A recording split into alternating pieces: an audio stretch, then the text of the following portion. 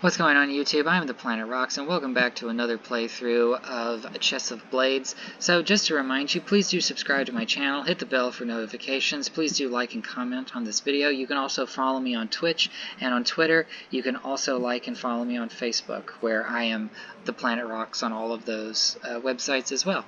So without further ado, let us begin. While I'm fairly dry, Franz is dripping somewhat ludicrously all over the polished floors, and I give him a disapproving sigh. You're making the servants' lives hell, you know. You should really go dry. Oh, hello, Hazel. Rather unexpectedly, I notice a set of bright pink pigtails bouncing towards us, and turn to face the source. Hazel comes to a stop before us, an alarmed frown on her face. Sir Rivian, you're all wet. And you... Who are you? Franz stares at Hazel, and Hazel stares at Franz. He doesn't really seem to know what to do. Has he never seen a little girl before? I'm called Franz, miss. How do you do? Somewhat awkwardly crouching down, Franz extends one of his large hands to Hazel. His movements are tentative, like someone trying to entreat a stray cat. Oh, I'm Hazel. How'd you do? She firmly grasps his hand with both of her tiny own and pumps it up and down in an energetic shake. Don't break my arm off now. It's hard for me to believe my own eyes, but Franz actually appears a bit flustered, or at least somewhat unsure of himself. He didn't act this way around Celeste. Is it possible that he isn't used to being around children? Are you Sir Rivian's friend? If you're not, you should be. He's a very nice man. He gave me a pastry and everything. Sir Franz, do you need a towel? I don't think Silas would be happy if he saw you getting the floor all soaked. Hazel points to where a puddle of water is forming around Franz's boots, pursing her lips together. You're right. If it wouldn't be too much trouble, then please. I won't be long. Don't you dare move, though. After sternly eyeing Franz, Hazel turns and rushes off towards one of the side corridors, the pattering of her footsteps lightly echoing in the main hall. It isn't long before her little shape disappears, and I turn to Franz with a laugh spilling out before I can stop myself. So the smooth-talking rogue gets tongue-tied around children, is it? Who knew? Franz shoots me a light glare, with still visibly embarrassed. A gleeful sense of having finally gained the upper hand for once brightens my mood considerably. Is it because you feel guilty about using your normal crafty tricks on them? Or perhaps you've forgotten what innocence is like? That's enough out of you. Sounding more sheepish than angry, he pinches my cheek playfully. Perhaps I was close to the mark, though. I've never seen him acting quite so unsure of himself before. I decided not to push the subject further, but a smirk still creeps over my lips when Hazel runs back a minute later, clutching a towel almost as big as she is. I'm back. Oh, you've really gone and messed up the floors now, sir. She's right. The growing puddle is hard to miss. Well, Franz, you're just a downright embarrassment, aren't you? Go on, get toweled off like the wet dog you are. You two are really intent on bringing me down today. Letting out a sigh, Franz lowers his head a bit, bowing before Hazel like she's some sort of princess. Hazel clutches onto her towel with determination, then reaches out to start drying off Franz's soaked hair, standing on her tiptoes so she can reach. The scent really does resemble a girl drying off some large hound. No, perhaps a wolf, who's just come in from the rain. It's a surprisingly touching moment. I didn't think Franz, of all people, would ever put himself in such a vulnerable position before others. And I suppose there's something rather endearing about how awkwardly he stands there, subjecting his hair to the enthusiastic ruffling from Hazel's towel. Finally, after Franz starts to look substantially drier, Hazel takes a few steps back to survey her work with a satisfied nod.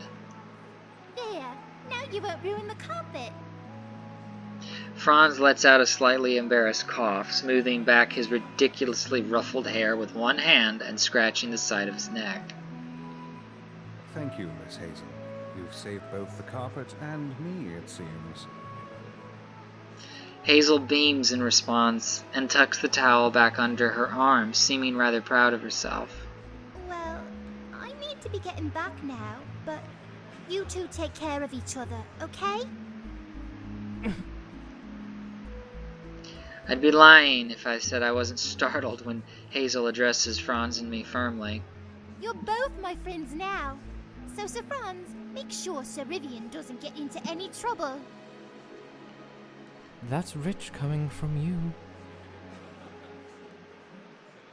Even as I mutter doubtfully under my breath, Franz lets out a soft chuckle all of a sudden, dipping his head in a nod. Of course. I'll make sure to keep him safe. Don't you worry. The unexpected gentleness in his tone leaves me momentarily speechless. Who are you, and what have you done with Franz? Good. I'll see you later then. Don't go back into the rain. With a playfully chiding waggle of her fingers at us, Hazel turns to go hurry off again. She runs so much, I don't think I've ever seen her walk anywhere before. I exhale a gentle sigh, feeling slightly warmed inside despite the lack of progress we've made today in our investigation. If only I could be as chipper and energetic as Hazel about everything, life would surely seem a lot easier. Well, as thorough as she was, you still seem a bit damp. You'd better go change clothes before you catch a chill. I don't want you sneezing all over me tonight. Yes, dear, just as you say. Franz offers a sly wink at me, then slips off towards a side staircase, presumably aware of an alternative path to get to his room without climbing the very visible main stairs. I watch him disappear in the distance with a fond smile growing on my lips before I even realize it. Shaking my head, I smooth back my slightly wet bangs while contemplating what to do with the bracelet that's still in my hand, glistening slightly with moisture. Sir, you're getting the floor rather wet. I'm afraid I'll have to ask you to... Riv? Gasping at the sudden voice of the guard nearby, I quickly swivel towards him, only to see Arden approaching, blinking at me in surprise. You weren't here a little while ago? Did they put you on emergency duty or something? I'm only briefly filling in for a friend of mine. Some horrible events happened last night, you see, so I volunteered to keep an eye on things. He quirks an eyebrow at me curiously, his eyes flicking over the dampened parts of my person. Were you out in the rain? A bit of a strange pastime. I could have brought you an umbrella if you'd asked. I let out a nervous chuckle and fiddle with the bracelet in my hands, shrugging in reply. Just exploring a little. I'm a big fan of rainstorms and all that, you know. What's that you have? It looks like the same bracelet Lady Valora wears. Awfully sorry about what happened to her, by the way. Hold on a moment. She's wearing it now? You mean this is a duplicate? When I cut him off, Arden tilts his head at me in surprise before nodding a little in confusion. Yes, I helped escort her to the holding cells. It fell off her wrist, so I picked it back up and gave it to her. I commented how pretty it was, and she told me how she'd gotten 2 of them made. One for herself and one for her daughter. It seems her daughter's estranged now, unfortunately, but she implied she'd given the second bracelet to someone else. I didn't get a chance to ask more before she went back to yelling about how unfair her detainment was, you see. This new piece of information clicks strangely in the back of my mind. I don't want to jump to conclusions, but there's a very uncomfortable possibility I sense opening up. Very interesting. Well, thank you, Arden. Always useful when I least expect you to be. Thank you, I think. I clap him distractedly on the shoulder, offering an encouraging nod before turning to head off towards the stairs. Wait, Riv! The masquerade's tonight, you know. I don't suppose you'd be interested in joining me? His hopeful voice calls out to me from behind, but I can't bring myself to look back at him. I already have a date. Sorry. A sense of déjà vu flits over me as I offer a distracted reply, but my thoughts are too preoccupied for it to stay on my mind very long. When I return to the upper floor's hallway, I head to Linnaeus's room to try and ask him some questions. His response, however, is so brusque and annoyed that I'm sent away before very long without much of any new information. I try Valora's chambers next, where one of the guards very reluctantly lets me inside. After snooping around for what feels like exhaustive hours, though, I don't turn up any new clues. It probably doesn't help that the guards searched it and left it a mess, of course, but it also seems like it was wiped of any evidence, save for the conspicuously incriminating bloody cloth, of course. Then, when I attempt to find Alistair's chambers, I'm met with no success, and my request to a guard for a visit with last night's attacker is met with blatant refusal. Exhausted and frustrated, I eventually head back to my own chambers, flagging down a servant on the way and requesting a light meal be brought to my room. I sit by the fireplace while mulling over my food, wondering if there is anyone left to ask, any hints left to uncover. But it's quite clear that Valora was expertly framed, and the conspirator didn't leave enough behind for me to clear her name. I'm starting to think that there's only one person who could be the culprit, but at the same time, it seems so infeasible that I'm doubting myself. I feel like the only thing left to do is wait, since if the murderer plans to strike again, it'll surely be tonight. Tonight. The masquerade. I should probably start getting ready soon, shouldn't I? Dancing. I theatrically groan to myself, but I can't help but feel a bit excited, if nervous. Look at me getting flustered about dancing. I thought this day would never come. I reluctantly pushed myself off my chair and set about readying myself, taking out the mask I bought the other day and admiring it. I wonder what kind of mask Franz will be wearing. To my surprise, the remaining time until evening flies by as I practice my waltz steps and try to recall my various training, stumbling over my own feet half the time. It isn't until I put on the mask and head to my bedroom door that my pulse suddenly starts to quicken, and I attempt to swallow my nervousness. Franz is already down there, I presume. Should I wait for him to escort me? Should I just go by myself? What ridiculousness this all is. I'm not some girl who needs to be escorted. I'm perfectly capable of doing things myself. I mutter under my breath as I head out into the corridor, hurrying towards the main hall. The sound of the crowd is even louder than it normally is, suggesting the masquerade's close to beginning. I let out a long exhale to try and calm my nerves, slowly descending the grand staircase so that I don't trip and end up a splatter at the bottom. My heart beats as if it's trying to win a hotly contested race, to the point where I almost feel a little lightheaded. Whether it's from the idea of dancing or the idea of dancing with Franz, that I don't know, and I'm not sure if I want to.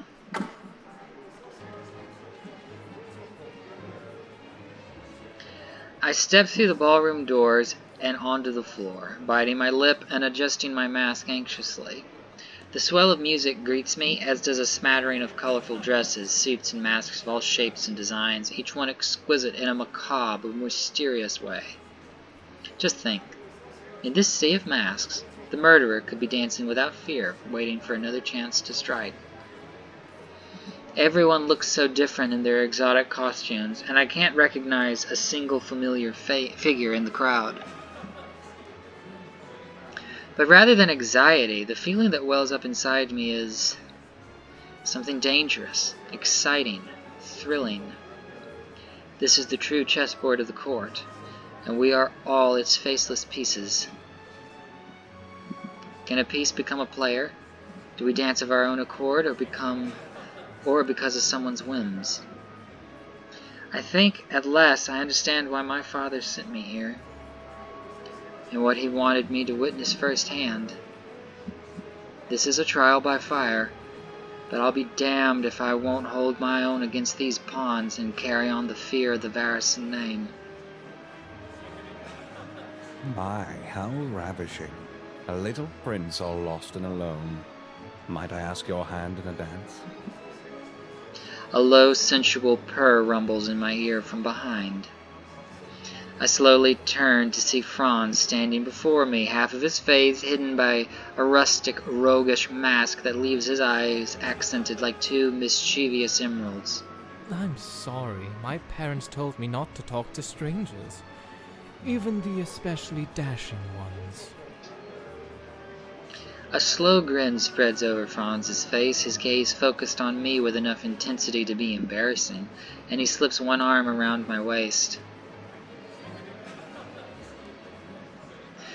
Together, we step out into the whirling carousel of guests, and I feel a rush of excitement that I never thought I could get from the thought of a dance.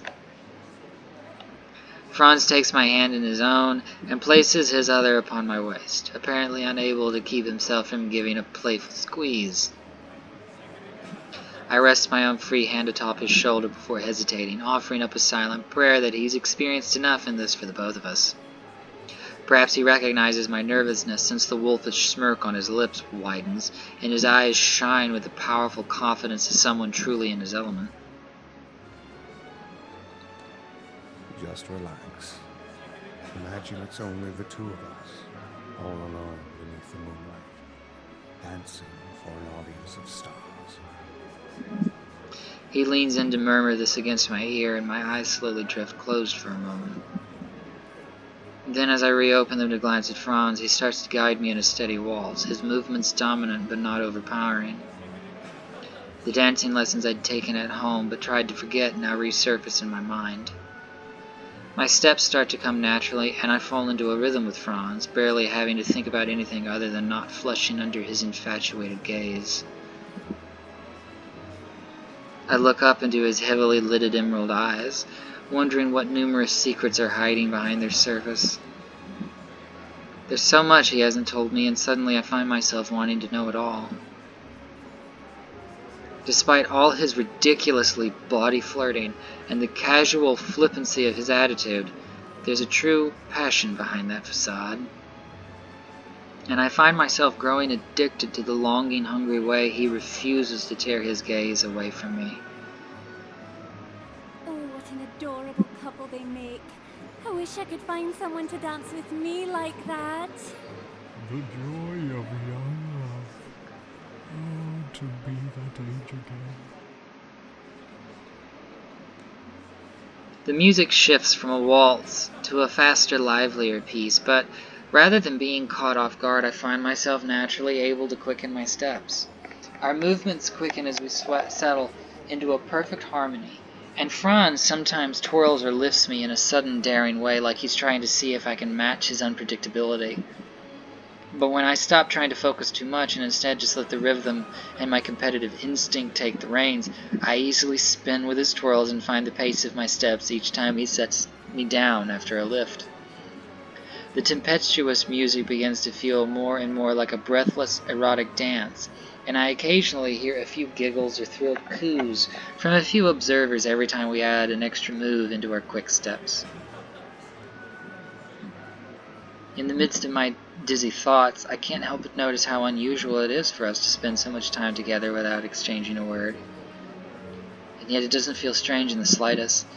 The romantic in me wants to say that our dancing speaks volumes, like increasingly impassioned love letters being written with each step. The cynic in me, of course, wants to point out that I probably couldn't say a word even if I wanted to, considering how breathless I am from all this exercise. After what feels like hours that pass by in the blink of an eye, Franz pauses at the end of a particularly long and evocative waltz.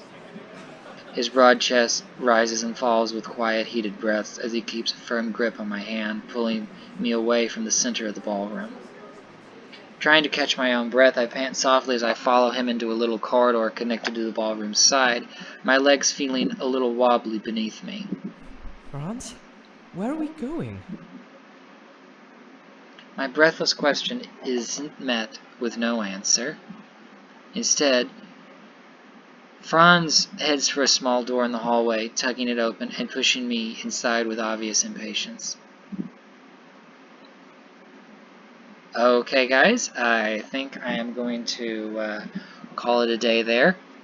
Thank you so much for joining me. I am the Planet Rocks. Please do subscribe to my channel, hit the bell for notifications, do like and comment on this video. You can also follow me on Twitch and on Twitter. You can also like and follow me on Facebook. Once again, I am the Planet Rocks, and thank you so much for joining me. I will see you next week.